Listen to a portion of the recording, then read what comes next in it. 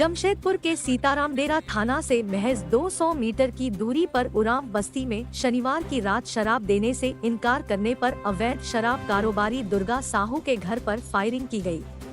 आवाज सुनकर निकले बस्तीवासियों ने एक युवक को पकड़ लिया, जबकि 2 साथी फरार हो गए। धराए युवक की लोगों ने जमकर पिटाई कर दी और पुलिस को सौंप दिया। पुलिस ने युवक के पास से पिस्तौल और 2 गोली बरामद की है। घटनास्थल से एक खोखा भी बरामद किया गया है। गिरफ्तार युवक चितरंजन मोहंती गोलमुरी रिफ्यूजी कॉलोनी का रहने वाला है। दुर्गा साहू का कहना है कि उसने शराब बेचना बंद कर दिया है। वहीं गिरफ्तार चितरंजन मोहंती ने बताया कि दुर्गा साहू ने उससे 30,000 रुपए की शराब ली थी।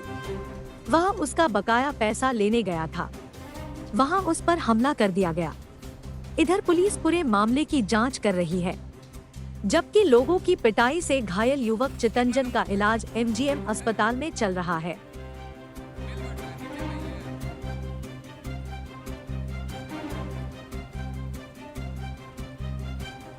रात को हम लोग अंदर में अपना खाना वाना सब खा रहे थे, है ना। तो थकाया तो बोलता बियर चाहिए, तो हम लोग भाई बड़ा बाबू मना करा दिया, बियर दारू हम लोग नहीं बेचते।